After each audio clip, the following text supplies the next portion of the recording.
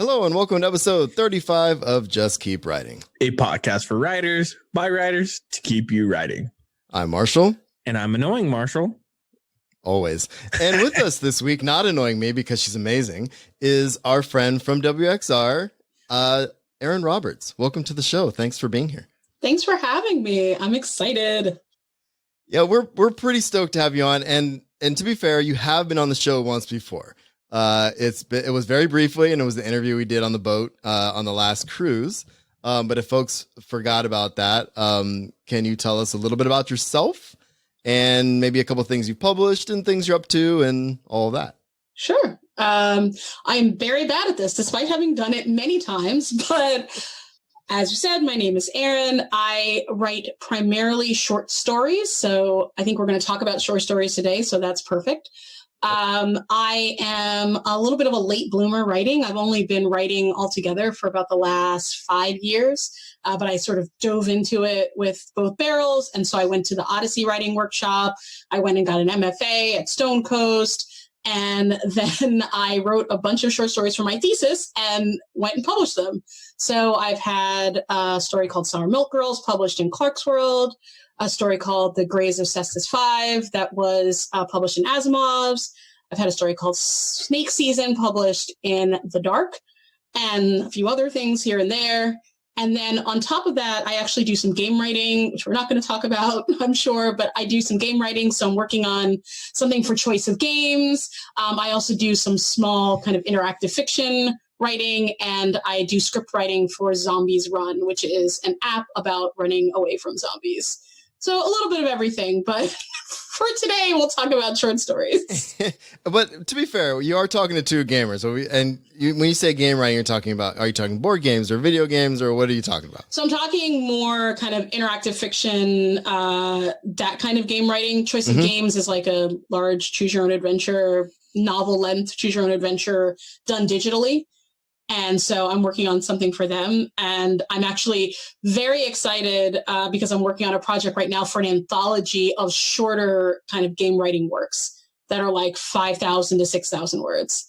And I actually have a published one on SubQ, which does like small interactive fiction work called Thanks for the Memories, which was really fun to do. So that sounds awesome. I'm jealous. Yeah, we're both very jealous, but again, thank you for being here. This is really awesome to talk to you again. And just because, if people didn't listen to the show that we did on the cruise, you are staff of WXR, the Writing Excuses retreat, and we are planning on going this year as well. Correct? Yes, we are, and I'm going to be teaching this year, actually. And I'm so stoked about that. Do you know what you're teaching already? I think I originally said that I was going to teach about it's now getting out of my mind, but basically how to make money kind of as a writer. So things about like grants and all kind of stuff. Because I've gotten funded by like my state and my local county and some other grants. And so things about scholarships and fellowships. And so I might continue to teach about that. I also taught recently for Clarion West's like free online classes, a thing on decolonizing fiction, which is something I'm really interested in, which is how to use fiction to kind of break down some of the bad sort of patriarchal, other like not great norms that we have and recreate a new world that we want to see within our fiction. So that sounds might teach amazing. that too. I don't know. And I'll tell you, and from some of our conversations on the boat the last couple of years, I would love to take that class, and everybody should take that class if they could, about how to make money doing this and how to get money to do this. It's something that all of us really, we really need it, and it's frustrating for some of us. We're super jealous sitting over here, and it's like you're literally telling us how we could do it, and we're not listening very well, are we? But that's okay. So what do you think about this year? Are we gonna go? Is it happening? I just gotta ask you. Yeah, I think something's going to happen. Something's going to happen. Yeah. What that something is depends. But I will say, like, at the very, very, like, lowest level, it would be something virtual. I've been working with Mary Robinette from Writing Excuses on the Nebula conference, which is going completely virtual. And if you have not gotten tickets, you should, and come check out this virtual experience at the end of May. So that's happening, which means that like we know how to do that. But I also think that they're probably the most likely possibility, just speaking completely in my own mind, is that it will be something that's not on a cruise ship, but is in a place. Okay. That's my guess, because I think cruises are kind of a little hard to get people to get on them. It's a tough sell right now, I think, right? I feel like people aren't necessarily going to be like, yeah, sign me up. I mean, I feel like maybe like a hotel or something where if you're like, oh, I could be outside and away from people if I needed to. Or like a resort, or I was gonna say an all-inclusive resort would be nice, because then you still get that experience of just handing out your hand and getting food and not having to pay for stuff. I don't know. That's what saved me from like not being able to go, is that the food, like the cost of it alone. If I had to pay for food on top of that all the time, ooh.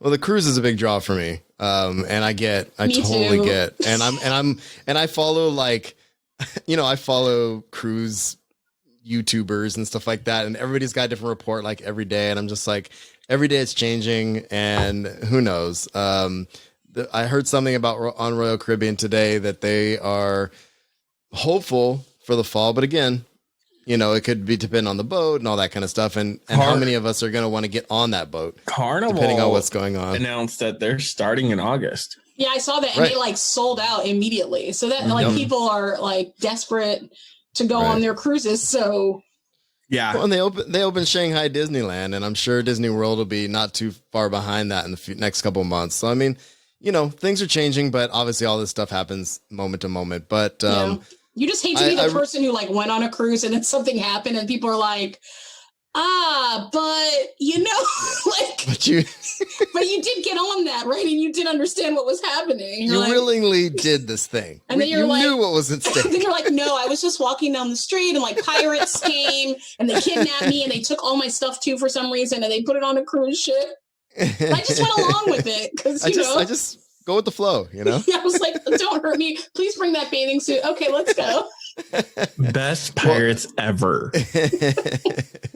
And I don't know. And I was excited this year too, because they asked me to do the recordings for the podcast and stuff too. And so I'm like actually getting to be staff this year. And I'm like, but there's not going to be a cruise, and I'm getting very sad, and I'm up and down with it, but we'll see how it goes. Hopefully they'll still get me out there wherever we're doing, I'm sure. So it'll be cool. So, all of that said, cruise stuff aside, shall we talk about short stories a little bit, since that's been our thing this month? Let's do it. I love short stories. Nick, I'm going to hand it over to you, Nick. You got a couple questions on the docket there. Yeah, we've got a couple official questions we want to ask you as well. But I do want to start out with kind of just the conversation of what's your process when it comes to writing and geared towards short stories? How do you decide what you're going to write or the length of it and things like that? I think I have a belief that people have natural lengths that they actually write to. Not everyone. Some people are like go back and forth, but I tend to believe that like some people naturally write long and some people more naturally write short. So people will say something like, I tried to write a story, but then like it became a novel. Like that has never happened to me. When I try to write a story, it stays a story. Maybe a little longer. It happens to me every time. But I think it's just, I tend to think more in moments, I think, because short stories are really about a moment and what's the things that lead up to that big moment. Whereas novels are about all the stuff that goes around it and, everything that ever happened and the entire world. I also really like suggestion over direct exposition. So I like to suggest the things that are happening in a world. And I also don't like having to figure them all out. So in a short story, you can know what your world is, but you don't have to answer questions like, but how does the moon influence the tides? Like, I don't know. There's a wave because there's a wave in this story. And how that wave works doesn't matter because the character isn't thinking about it and the story's over now. So you don't have to think but how does that affect the scene 10,000 pages from now when someone else comes to that beach? Nope, it's done. So I like the kind of ability to really focus in on the character and the voice and that person's story without placing them in the world, but not getting too bogged down by all the information that needs to go around that moment. And that's why I think I tend to drift towards short stories. Okay. That's super good information to have. And then Marshall, just kind of recap. How do you approach a short story to kind of let Erin know? And are you talking to me about? Oh God. Yeah, I'm going. Oh, it's fine. Well, what I'm saying is what Erin said is I think everybody writes to a natural length. And I like that she said that because I think every short story I've written, people are like, okay, so where's the rest? And I feel like it's because I'm doing like all this world building stuff and maybe I'm putting more of that in there than I think and not suggesting, as you said, you know what I'm saying? So I feel like inherently I'm not capturing a moment. I'm giving a snippet of a larger piece. You know what I'm saying? I'm new to short stories. In fact, I was just talking to Nick in the last couple of days about trying to do some flash fiction just to try to focus on those little things and just intentionally write shorter. And I don't know why. I have these big pieces I'm working on, and at the same time, I just need to produce something. And I've entered some short story publications, and I've gotten some good feedback. Unfortunately, I haven't gotten published yet, but I really I like the pieces I produce, so I'm still working on it. So before you answer the question, Nick, I had to say honestly, weirdly, I don't love flash fiction either, because there's not enough character in it. Flash fiction is really about like the hyper moment. Like it's usually emotion. I find a lot of flash fiction to be emotionally or concept driven. So it's an interesting concept, or it's really just about like, this is a sad event and like or like there's a twist, or just really capturing that moment of emotion. But for me, I like to live with the character a little bit to make those moments work better for me. But what you said, Marshall, makes a lot of sense, because I was thinking about stories that I've written, and like I'm thinking about this one story that I wrote, Snake Season, where it's about this woman who has lots of ghost babies in her house and just like having a bad time. Did you say ghost babies? Yes, ghost babies. Okay, and I love it. Anyway, at one point, like a conjure man shows up and like is inquiring about what's going on in the house, and she's like she doesn't like not want him there. But like the conjure man just like comes and goes, and I describe him briefly and like his interaction with her. But like, I never go into like what he's conjuring, what he does when he's not there, why there's a conjure man. Who knows? There just is. Right. And he's there because it's really, for me at least, and not everyone's like this in short fiction, it's about looking at the world through the lens of my character. And my character doesn't really care what the conjure man's doing when he's not at her house. So neither do I as the writer. And so I don't go off on like in a novel, you might be like, later we'll go to the conjure man's house and like explore that world. And I'm like, I don't know what that conjure man does to this day. Like what he's doing when he's not in the story, conjuring stuff. And there has to be something kind of freeing about that too with short fiction, the way you're approaching it, because you don't have to, like you said, you don't have to build the conjureman's backstory. He's there for that character for that moment, and you don't have to worry about it. I like that. I don't know. Yeah, you have to work I on guess I've making really them thought about that way. Deep enough. Like you still have to give them substance, which can be hard. Like making small characters feel real, giving them something about them that's like really legit and like a real personality of their own. But it's kind of like if you meet somebody at a bar, you can get a great sense of someone's personality without knowing a lot about where they're coming from. They do a few things and you're like, you're okay. Yeah, I got it. And maybe you don't got it completely, but you got it enough for like what you need, what you need to do at the bar, you got it. And so giving characters like that kind of person you encounter at the bar for side characters level of depth, that's like enough to make an impact, but not so much that you're like want to go home with that person. You just want to see them and be like, that guy's hilarious, and then move on. Right. I like that. I was gonna say I love that, and I'm using that. We're here to learn bar from last you, week. I was like, what is a bar? I remember bars. Oh God, so fun. I used to work in one part-time, and now I gave all those shifts up. I'm just like, I'm just in my house. My hobby is karaoke. Karaoke will like never come back. Karaoke's like where the germs come to like mutate into other germs. Doing a duet, sharing a microphone. Oh God. All those little things you never thought about before, right? Yeah. Oh man. Anyway, I interrupted that before you could talk, Nick. Sorry. Oh, you good. That's what we're here for. We want to hear you talk more than me. Yes, for sure. Because I've only had one piece of flash fiction published, and I've had 2 short stories turned down. And so this is totally learning for me. And my thing is and I'm figuring out my own process as well when it comes to just writing in general. But yeah, I go for emotion. That's the first thing I always try to hit on. What do I want to convey emotionally? What do I want my reader to feel? And then I kind of go off of that, which is why I think when it comes to flash fiction, I have an easier time. I'm a very emotional person, in case anyone didn't notice. Yeah, we know. Yeah, that's what I thought. So emotion's easy for me. It's getting those fine details out there. I got feedback from another short story, and it was like, I don't know your setting. You have robots, I think, katanas, like a couple other stuff. They're like, give me a setting. Like, I don't know where you're at. I'm like, oh, okay. I totally forgot to do that. My bad. But everything else was great.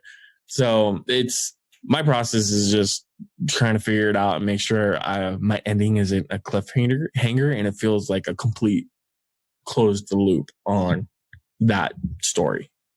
Yeah. So I like ones that I like to end stories in a way where another story could be told, but not this one, if that makes sense. So it's like, this moment is over, but you're like, oh, but maybe like some other stuff will go down later. Well, and I think I'm trying to find the balance on that, because I have one story in particular I'm really happy with, but the feedback I've gotten is the ending. It's too cliffhanger-y. You know what I'm saying? Like it doesn't wrap up that moment well enough to make people believe that it's a short story. You know what I mean? So that's the balance I'm working with personally, but. I feel like, again, it's sort of like that person. I don't know why. It's probably because I'm here in my house that I'm thinking about bars. But like, I feel like it's sort of like a bar story. Like, have you ever met somebody in a bar who has a lot of stories to tell? Like, they still wrap each one up, but then they like almost will lead you to be like, and then the giraffe went back to the zoo. And speaking of zoos, like the other time, but like the giraffe going back to the zoo still ends that story before they like go into their next. So it's like finding that pause that would like let the person get a drink and then like go into their next like related story, I guess, that I feel like for me is what I'm looking for an end of a short story. So you can feel like the person would continue living their life and having other things happen, but this thing's completed. And I got to be honest, I really like your bar analogy as I sit in my house as well and sip on my beer. I'm like, this is very nice for me. So this is working. I think this might help me going forward. So I appreciate you is what I'm saying. Who doesn't like a good bar story? So true. I got kicked out of our bar for being sober.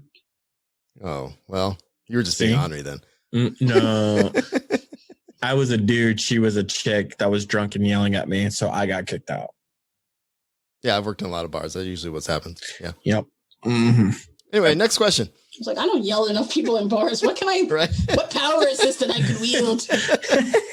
You have more power than you think there, huh? You should look around the bar and be like, who can I get kicked out? You. So next question, though. The next two are kind of a little bit shorter here, right?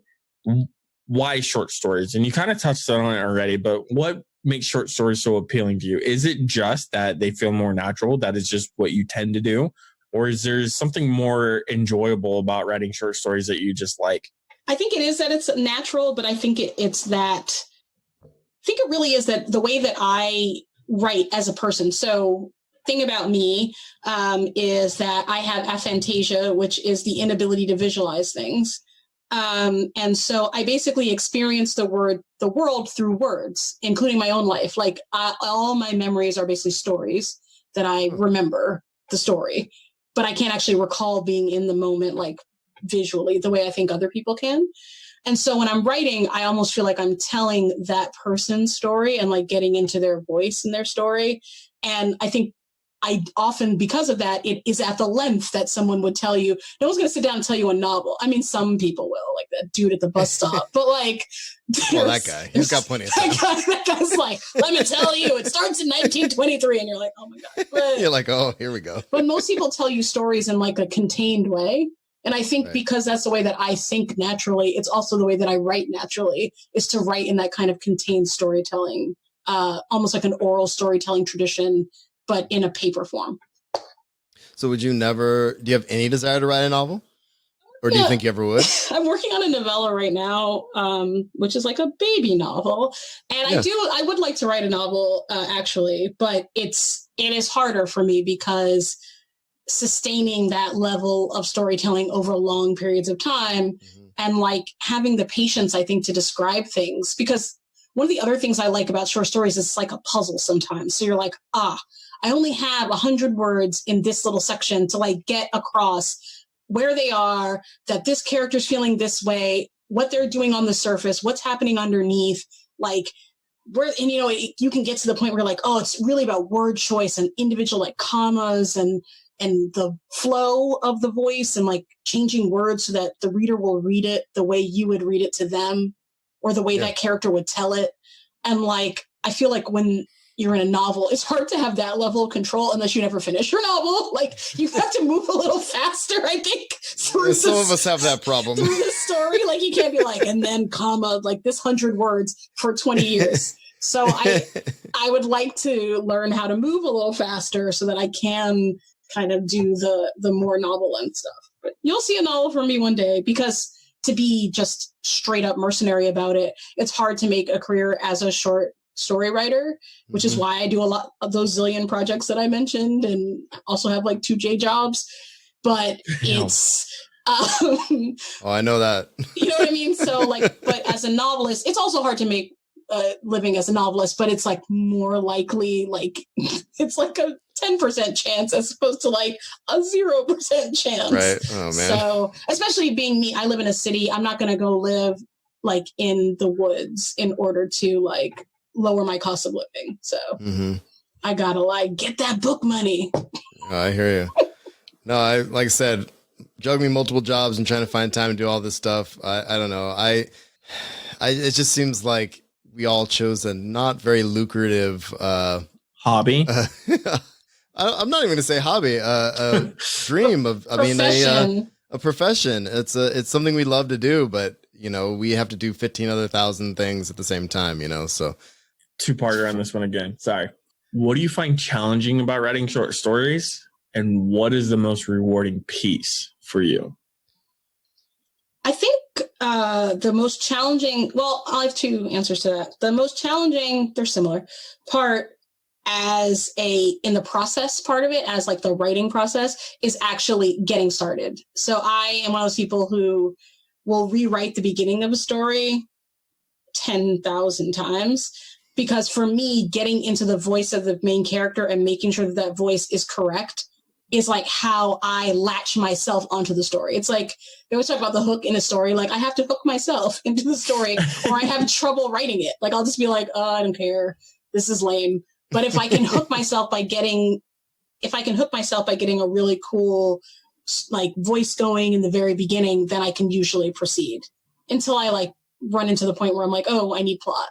So I find the balance between voice and plot can also be challenging, because it's like you get into the voice, but then things need to happen and finding that balance.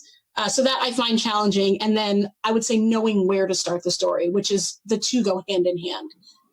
One of the things I would say for people who are wanting to write short stories is that a lot of times you'll start and then you'll be driving to the story, is what we used to say in Odyssey. So this is why I believe that a lot of bad writing advice or common writing advice like has some wisdom in it, but should never be taken at face value. So for example, never write your character starting waking up is a piece of writing advice. I don't necessarily agree with it. There are reasons that could happen, but often the reason that people don't like that is because what's happening to your character is happening way later in the day or the story, and you're writing them waking up because you're trying to get into their head and their space and their world, and you're writing yourself into the beginning of the story, which is fine when you're drafting. Just cut that later. Be like, no, don't do that. Just don't leave it in when you send it out. Lop off the beginning. Yeah, like, this 10,000 words didn't matter.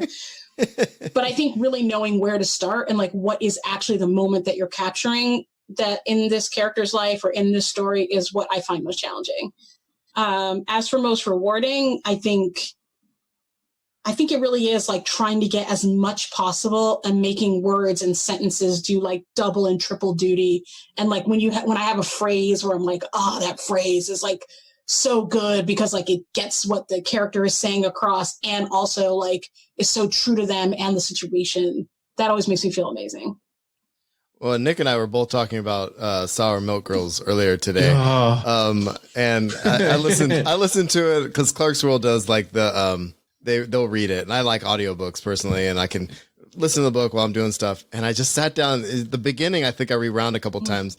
Your first couple lines are phenomenal, and I just and I think that's something I've always admired about short story writers. I used to read a lot more short stories back in college. And then I kind of fell off it for a while because I want to write a novel. And so I started diving in all these books and I stopped reading short stories.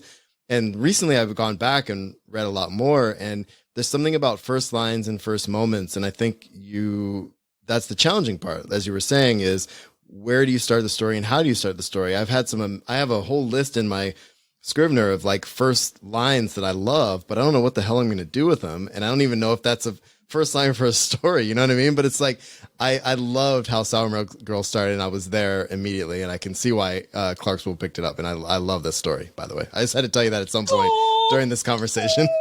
And Brian, I was actually going to wait to the end to kind of dissect it with you a little bit. I said it already. So prepare for after two more questions here. I'd like to talk a little bit more about Sour Milk Girls and kind of your process on that too. Cause I loved it. And the emotions that you did on it are invoked out of me. It's not fair. I'm not angry about it, but he was upset. He texted me a few times earlier. I'm feeling some type of way over here about how you have that much control over me. Wow. So, do you outline short stories?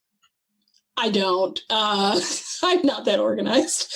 I really wanted to know the answer to this, honestly. Yeah. Sorry. I usually, I was trying to how do I write?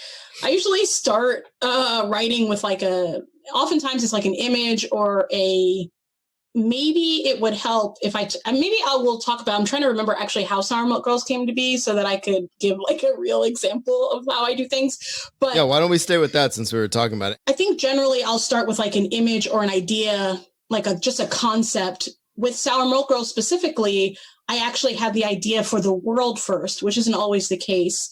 But I really was interested in the idea of memory as a commodity. Mm-hmm. And I've been wanting to write for a while, actually, a novel about 5 women whose lives have been destroyed by the memory economy and many other things going on. And one of them is this character Ghost. And I was having trouble writing, when I was trying to write the novel, understanding her character and her voice. So I thought I will go back and find a seminal incident in her life that makes her the person she is and write it as a writing exercise. I did not plan to write a story that would be published. I was I'll just start writing it. And all I had was, okay, I believe that she grew up in an orphanage. And then I just started writing basically and wrote for a while. And then what happens to me is I hit a point where I'm okay, I've written the scene, but nothing's happening. Mm-hmm, and then I usually think okay, well, what can happen now? And sometimes I have stories that get stuck there and I'm I have to put them away. I'm I don't know what happens. Obviously I'm not in a place in my life where I can write this story. Meh. So, but for that one, I was okay, I think it's this. And then I moved forward. I'm okay, I think I've gotten to another point where I've stopped. I hate transitions. Anytime anyone has to walk anywhere, another reason I don't like novels. I just want them to be in the next place, in a people gotta walk with a portal. Why do I care? Then they were there.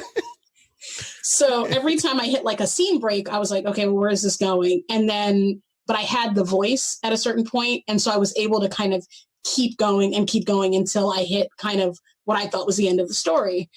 And then I do a ton in revision. So a lot of times after I've written the story, then I kind of reverse outline it, not on paper, but in my head and think okay, here are all the things that are happening. Do these all make sense? What are things that I want to work in here? What are some interesting moments or things that I can think of that will make this richer or that answer questions that my readers, if I send it to someone to critique and they're what? Why would this happen? This is dumb. Or I didn't understand this. Then I usually go in and try to, as opposed to trying to respond to the critique on its surface, I'll think, well, why, like, so someone's like, why did she go through that door? I will think like, why did she go through that door and not another door? And they'll be like, oh, it's because she hates doors. I need to layer that in earlier on and make it clear early on that she hates doors in like the very beginning of the story, you know, to use a completely random example that doesn't exist. Yet. But so a lot of times it's really just writing it and kind of doing it in the writing. I wish I were more of an outliner because I feel like those folks have more fun, but I don't know. I've approached this last project as that. I've tried to outline. I find I can get halfway through an outline and then I have to start writing it. And then when I get to that point, then I'm like, okay, now what? But I feel like I'm stuck in the outline. So I'm messing with a lot of this right now, and it's around short fiction too. So I was very curious to see if you outlined. Yeah, I think it's like headlight writing is what I like to. I've loved that description. Like you write only what you can see in your headlights. So for like the novella I'm working on now, I know the general concept and I actually know where I think I want the story to end up, which helps. So I don't always know that, but this time I know. And so I was like, well, what's going to happen in the middle? And so I was like, I think these are the first 3 or 4 scenes that I need. But after that, I'm not writing, because what happens is while I'm writing, I'll just make up stuff. My subconscious, whatever, my writer muse will insert things and I'll be like, oh, like in that story, it's like I talked about people going to the bazaar. So I was like, okay, well, apparently there's a bazaar that's happening. You're like, well, because I decided that was a word I wanted to insert. So I was like, okay, well, now the bazaar has to make it in here. That now is a huge part of the plot. So because of that, I only write like 1 or 2 scenes at the most forward and then reevaluate. And I think sometimes that's a good way to like fudge an outline without actually having to do it. Makes sense. Hey, you're a discovery writer for the most part. Yep. It is what it is. And I like it. I can't remember it was Brandon Sanderson actually in one of his talks. He said the difference between a discovery writer and an outliner is someone has a better first draft, and that's it, you know. And he even went on and said a discovery writer makes a really intense outline for their first draft, and then by the end of the second draft on both of them, they're about the same place. So it's kind of sixes on that one, in my opinion, but if discovery writing works better for you. Though I'm the worst of discovery writer because I am the discovery writer and rewriter. And one of my biggest personal writing process things that I, wish were different, but what can you do, is that I will, as I discover things about the story, I will rewrite the beginning. I will rewrite my way to the next part. So even though I'm writing forward, I then go back and try to like fix the whole story up until that point. So before you finish. Before I finish. So actually my first drafts are often like not bad because like they are actually 15 drafts. I was going to say, you've rewritten it so many times. And the beginning is really like on point. Like, in fact, oftentimes I'll end up overwriting the beginning and have to like pull it back. Because I'm like, I've written this one paragraph like 20,000 times. But yeah, so it's like, but that's the slowest form of writer. Don't be that. Well, most discovery writers like can write fast. They're like right, and then the words on the page, and then you deal with it. I'm like, oh, let me. If there's a bazaar, let me put that back in sentence 1, and okay, and then she goes through the door. Why is that? Let's put that in. I love that suddenly there's a bazaar. I love it. That was a surprise, but then I was like, oh my god, of course there's a bazaar. Of course, that it makes everything work. Oh man, that's great. All right. So, kind of wrap everything up here. What do you do to make sure that plot is being progressed and that you also are developing your characters and there's an actual character arc going on? It's funny. I never think about the character arc. I feel like a lot of the things that people talk about when they talk about writing, like some people, similar to how there's outliners, plot, and there are people who are discovery writers, some people think about craft very like strategically, like if that makes sense. They'll be like, in this point in the plot, like this type of thing should happen, and here's like where this arc should be. And I don't think that way, so I don't even know. I'm like, I assume my characters have arcs. I mean, I'm not putting them in there on purpose, but like I think that as the story continues, if I find the story boring, I'll change it. So if like nothing's happening to the character and I'm like, there it is, blah, blah, blah, which for me is like 3 paragraphs, which is why, again, I find some of the detailed writing needed for novel writing hard, because I'll be like, yada, yada, yada, like this room, you've described it already. It's been 3 sentences. I get it. Like, and I want to move my characters on. Like, God, they're in a room. Move on. Yeah, like blah, blah, room, blah. And so it's for me, I think it's a little more just, if it's a story I'd want to hear, then it's a story I want to tell. So it's a little more instinctive, I think, where character is concerned. Where plot is concerned, I remember when I went to Odyssey, we talked a lot about the causal chain, basically the idea that each event in the story leads to the next. And my dad, who's an English teacher, talks about it as like, but so it's like this happens, but that, so that. And I would remember there's one story I finished and people were like, wow, like I really believe that character. But then I thought about it and it made no sense, that story at all. Like it's like hearing a crazy person, like no aspersions, but it's like hearing someone who's in their own delusion. And you're like, when you're talking about the delusion, I get it. But then I'm like, there are not unicorns trying to take our minds. That doesn't make any sense. So I think sometimes I can get too good at like making my characters like tell a really compelling tale that like doesn't work. So I'll go back and be like, okay. And a lot of times it's about having people read your stories after you're done who are good at elements that you're not good at. So people who I know who are more plot driven will read it and be like, okay.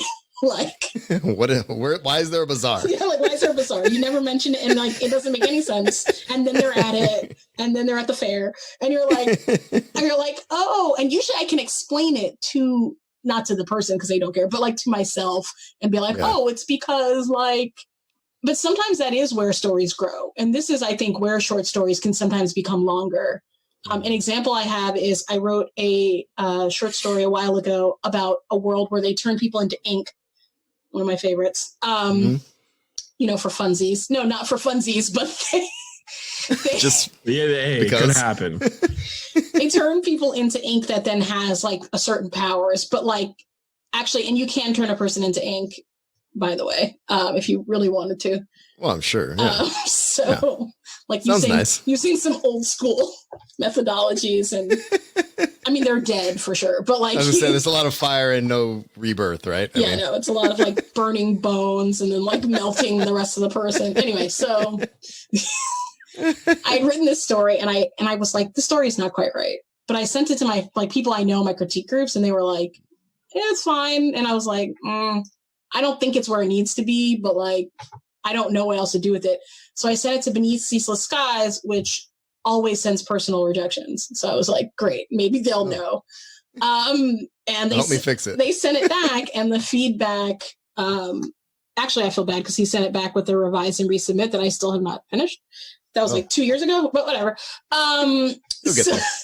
So I think he asked a question. He was like, this character's brother dies, and like she doesn't really seem to like care as much as she should.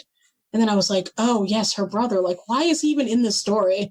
And then I was like, oh, I should like get some more about him. And that's how that story started getting to like novella length, because it turns out that I did need to bring in a little more of the backstory and a little more of the explanation to make the plot make sense. Because some plots just don't work in a shorter form. There's just too much going on. The jellyfish is too big for the cage. So you need a bigger cage. You need more length, Oh, it makes sense to me.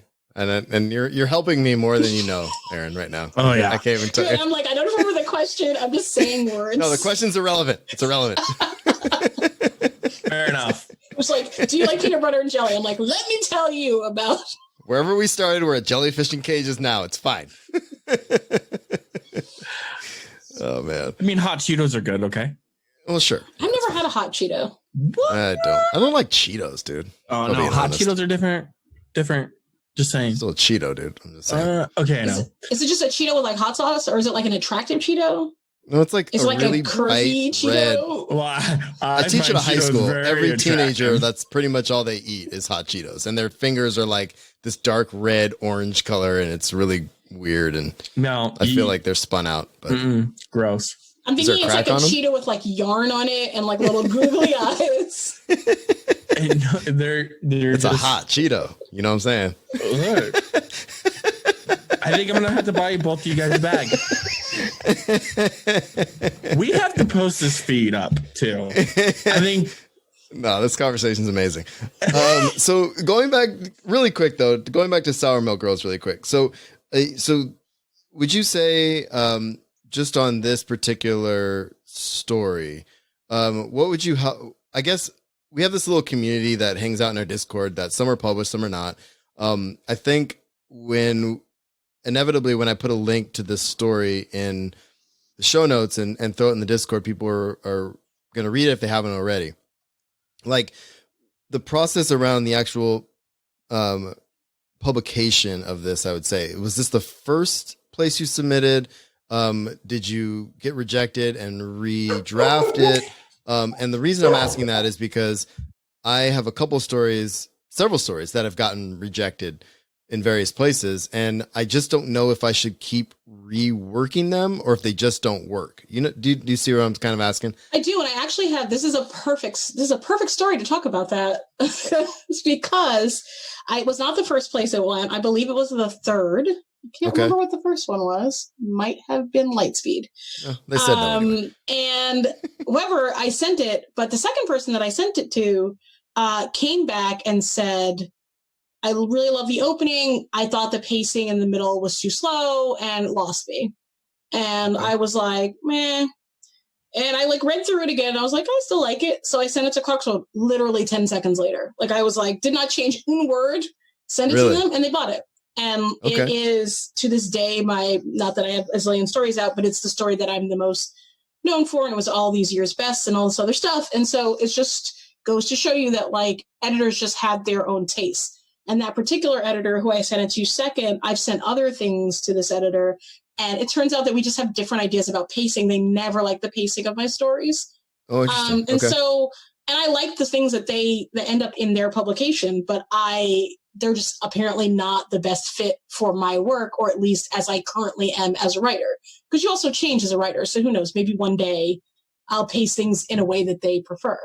But because of that, I still submit to them, but I probably move them further down my list of submissions because I don't think that it'll end as well. Because I just think there's a mismatch. Just the consistency of the feedback you're getting. Yeah, I'm like, them. You're giving me the same feedback. And each time I'm turning each thing that they've given me feedback on, I've mostly like turned around and had other people be willing to just publish it. And I'm like, I'm happy with it, which I think is the more important thing. Like getting published is great, not gonna lie. But it's really about us being like having a story that you're happy with and that you feel like, you hate to publish something and be like, it wasn't that great. And then like people are like, like, tell me about your story. And you're like, worst. Like, fine. I hated that one. Yeah, exactly. Why did they publish it? It's not like you're making like tons of money from stories. It's more about getting the story that you want to tell out in the world. For sure. So. And just to wrap up, since we are a little later than we anticipated. Sorry. Is there any, no, that's on us. No, it's not you. I'm saying we don't want to keep you longer than you're willing to be here. But because if I don't cut Nick off, he's going to ask like 5 more questions. Hey, I'm silent. I'm just saying, is there any advice that you would give our listeners, aspiring writers, whatever you want to call them, just on writing short fiction and, or getting yourself out there, publishing, anything you want to leave with them? Actually, you reminded me of something that I meant to say earlier and forgot about. Yes. I was thinking about during lunch today, which is that I think that one of the things, why short fiction, you were asking earlier, I think one of the great things about short fiction is it's a really easy way to work on craft quickly. I mean, even though it may take you a while to write a piece of short fiction, you can, if you want to try to accomplish something or try something new, or be like, I want to write in second person, or I want to try doing something where I really lean into a sense of place. And this story is going to be about sense of place. Like a whole novel's worth of that is going to take you a long time. And if you only do it for that reason, you might feel like I just wasted the X amount of time of my life. But if you do it in a short story, it can be a lot faster. So like I said, Sour Milk Girls was a writing exercise that turned into a story. But because it was shorter, I was willing to just do it for the sake of doing it. And not feeling like a pressure, like something had to come of it in order for it to be worthwhile.